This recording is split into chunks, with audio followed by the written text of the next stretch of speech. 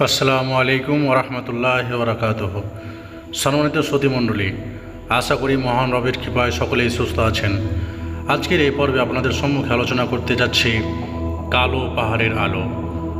হযরত বিলাল হাবশী ক্রীতদাস, গায়ের রং কুচকুচে কালো, কিন্তু মানুষের বাইরের চেহারাটাই আসল চেহারা নয়, ভেতরটাই আসল। ভেতর অর্থাৎ হৃদয়টা যার ধবধবে পরিষ্কার, সেই তো কেবল সুন্দর মানুষ। বিলাল কালো হলে কি হবে? তার হৃদয়টা ছিল চাঁদের মতো পরিষ্কার, জোছনার মতো সুন্দর, সূর্যের মতো উজ্জ্বল, আর তার বুকে ছিল বজ্রের সাহস। সে সাহস ছিল সমুদ্রের মতো বিশাল, পর্বতের মতো অনড়। কালো মানুষের ভেতর যে এত রূপ, এত সৌন্দর্য থাকতে পারে, তা বিলালকে না দেখলে বোঝাই যায় না। বিলালের এই সুন্দর সৌন্দর্য আসল রহস্য হলো তার বিশ্বাস। তার গভীর বিশ্বাস এবং ভালোবাসা ছিল আল্লাহর রহমতের উপর, আল্লাহর উপর, নবী সাল্লাল্লাহু আলাইহি সাল্লামের উপর।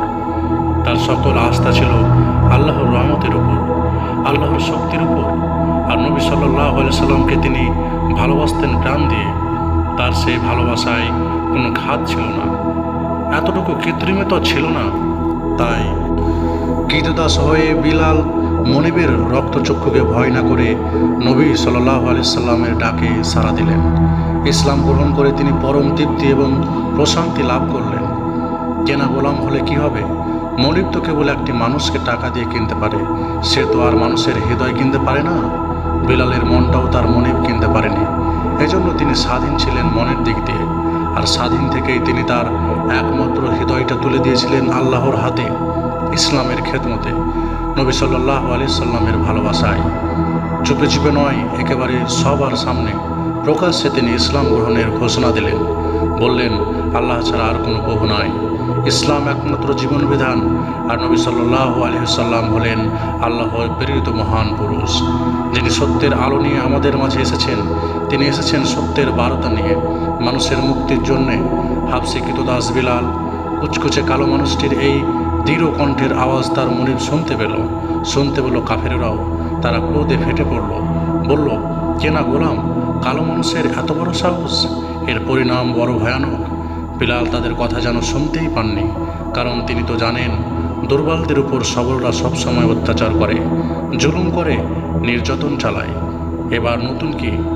কাফেররা বলল, এখনও তুমি মুহাম্মদ সাল্লাল্লাহু আলাইহি সাল্লামের পথ থেকে ফিরে এসো বিলাল, তা না হলে তোমার কপালে অনেক দুর্ভোগ আছে, অনেক কষ্ট আছে। হেসে উঠলেন বিলাল। কালো মানুষের ভিতর থেকে ছিটকে পড়ল হাসির তুফান। বললেন, আমাকে ভয় দেখাচ্ছ? তোমরা কি জানো যে হৃদয় একমাত্র আল্লাহ এবং তার নবীকে ভালোবাসে, সে হৃদয় দুনিয়ার আর কাউকে ভয় করে না, পরোয়া করে না। তোমরা আমাকে কিসের ভয় দেখাও? তোমরা আমাকে কি করতে পারো? মারতে পারো, কিন্তু আমার বিশ্বাস তো আর কেড়ে নিতে পারবে না, না কখনোই তা পারবে না। গোলামের মুখে এই দুঃসাহসের কথা শুনে কাফেররা চরমভাবে ক্ষেপে গেল। জ্বলে উঠল তাদের পাষাণ হৃদয়। তারা শুরু করলো তার উপর পাশবিক নির্যাতন। অত্যাচারী আবু জাহেল, মস্ত বড় এক কাফের, বিশাল তার দলবল। আবু জাহেলের হুকুমে বিলালের উপর ক্রমাগত চলছে নির্যাতন আর নিষ্ঠুরতম অত্যাচার। কাফেররা তাকে আরবের আগুনের মতো উত্তপ্ত মরুভূমির বালির উপর নির্দয়ভাবে মারত। পাথরের কুচি এবং জ্বলন্ত আগুনের উপর তাকে শুইয়ে দিত। তার গলায় দড়ি বেঁধে অবুঝ শিশুদের হাতে কাফেররা তুলে দিত। শিশুরা বোঝে না, তারা খেলার ছলে বিলালকে টেনে হেঁচড়ে ছাগলের মতো করে ঘুরিয়ে নিয়ে বেড়াতো মক্কার অলিতে গলিতে। ঝাঁঝরা হয়ে যেত বিলালের শরীর, তার দেহ থেকে ঝরে ঝরে পড়ত টাটকা রক্ত। আর আবু জাহেল, সে নিজ হাতে বিলালকে শাস্তি দিল, তাকে উপর করে শুইয়ে দিত। তারপর বিলালের পিঠের উপর পাথরের বড় বড় চাক্কি চাপিয়ে দিত। মরুভূমির মধ্যে সূর্যের চোখ থেকে যখন আগুন বের হয়, ঠিক সেই সময় আবু জাহেল বিলালের উপর এভাবে পশুর চেয়েও জঘন্য আচরণ করত। গরম বালিতে বিলালের বুক পড়ে যেত। পিঠের উপর ভারী পাথরের চাপে তিনি বালির মধ্যে দেবে যেতেন। পিপাসায় বুক গলা শুকিয়ে যেত। পিপাসায় এবং যন্ত্রণায় তিনি ছটফট করতেন। বিলালের কষ্ট দেখে হায়নার মতো হেসে উঠত নরপশু আবু জাহেল। বলতো, এখনো সময় আছে বিলাল, মুহাম্মদ সাল্লাল্লাহু আলাইহি সাল্লামের আল্লাহ থেকে তুমি ফিরে এসো, তোমাকে ছেড়ে দেওয়া হবে, আর কোনো অত্যাচার করা হবে না তোমার ওপর। কিন্তু কিন্তু যিনি একবার আল্লাহকে ভালোবেসে তার সত্য দিনকে গ্রহণ করেছেন, তিনি মানুষের নির্যাতনের ভয়ে পরাজয় বরণ করবেন কিভাবে? আল্লাহর প্রেমের কাছে, নবী সাল্লাল্লাহু আলাইহি সাল্লামের প্রেমের কাছে এ জুলুম অত্যাচার তো খুবই তুচ্ছ।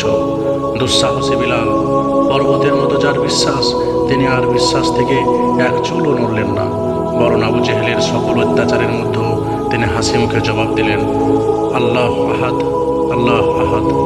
বিলালের জবাবে পাপিষ্ঠ আবু জেহেল আরও বেশি খেপে যেত, আর সেই সাথে বেড়ে যেত তার অত্যাচারের মাত্রা। কখনো বা গরুর কাঁচা চামড়ার ভরে, আবার কখনো লোহার বরম পরিয়ে বিলালকে মরুভূমির মধ্যে যখন দোজখের মতো সূর্যের তেজ সেই সময় বসিয়ে রাখত, প্রাণবায়ু বেরিয়ে যায় এমন সময়ে তাকে পাপিষ্ঠ আবু জেহেল বলতো, এখনো ফিরে এসো বিলাল, আল্লাহ এবং মুহাম্মদ সাল্লাল্লাহু আলাইহি সাল্লামের পথ থেকে ফিরে এসো, আমরা তোমাকে ছেড়ে দেব। পর্বতের মতো অনার বিলাল, শত অত্যাচারের তিনি তার বিশ্বাস থেকে ফিরে আসেনি।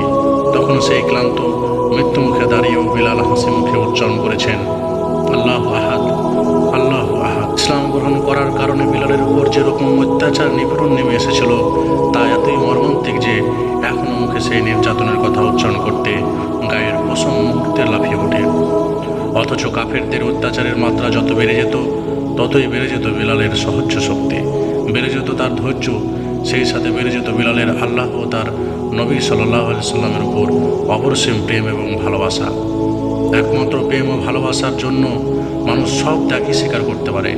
বিলাল ছিলেন এই চরিত্রের জ্বলন্ত প্রমাণ। তিনি ছিলেন সত্যের এক উজ্জ্বল প্রেমিক পুরুষ। তিনি আল্লাহ এবং তার রসুলকে ভালোবেসে যাবতীয় ত্যাগ স্বীকার করেছিলেন হাসি মুখে। আল্লাহর সন্তুষ্টির অর্জন, তার দিনকে প্রতিষ্ঠা করা এবং নবী সাল্লাল্লাহু আলাইহি সাল্লামের সাহচর্য ও ভালোবাসা লাভ করাই ছিল বিলালের একমাত্র উদ্দেশ্য। একদিন বিলালের উপর অকথ্য নির্যাতনের বেদনাদায়ক দৃশ্য নিজের চোখে দেখলেন হযরত আবু বকর। দেখে তিনি শিউরে উঠলেন। অনেক অর্থের বিনিময়ে গোলাম বিলালকে আজাদ করে দিলেন হযরত আবু বকর। নবীকে দারুণ ভালোবাসতেন বিলাল। নবী সাল্লাল্লাহু আলাইহি সাল্লাম তাকে খুবই ভালোবাসতেন। কালো হলে কি হবে, বিলালের হৃদয়ে যে সত্যের সূর্য ছিল তা তো ছিল অত্যন্ত প্রজ্জ্বল। সে আলোর শিখা বিলালের কালো চামড়া ভেদ করে বেরিয়ে আসত।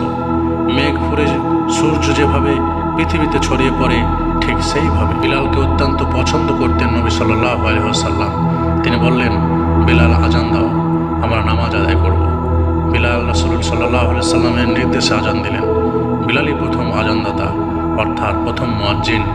বিলালের উচ্চ কণ্ঠের আজানের ধ্বনিতে চারিদিকে মুখরিত হয়ে যেত, চারিদিকে সারা রব পড়ে যেত। তার আজান শুনে কোনো মুসলমানই আর ঘরে বসে থাকতে পারতেন না। পুরুষ, নারী, যুবক, বৃদ্ধ, এমনকি শিশুরা পর্যন্ত বিলালের আজান শুনে ঘর থেকে বেরিয়ে পড়তেন। হযরত বিলাল এক সময়ের হাবশিকৃত দাস। সেই কালো মানুষটি ছিলেন সত্যের পক্ষে অত্যন্ত বিনয়ী, আর অন্যায় ও মিথ্যার বিরুদ্ধে ছিলেন অনড় পর্বত। বিলাল কেবল একজন কালো মানুষের নামই নয়, বরং সত্য ও বিশ্বাসের আলোয় আলোকিত দুর্ভেদ্য এক কালো পাহাড়ের নাম হযরত বিলাল, যে পাহাড় থেকে সত্য, বিশ্বাস এবং সাহসের আলো কেবল ঝরে ঝরে পড়ে। প্রিয় সম্মানিত শ্রোতৃমণ্ডলী, এই ছিল আজকের বিষয়, যা আজকের পর্বে আলোচনা করলাম। আশা করি ভালো লাগবে।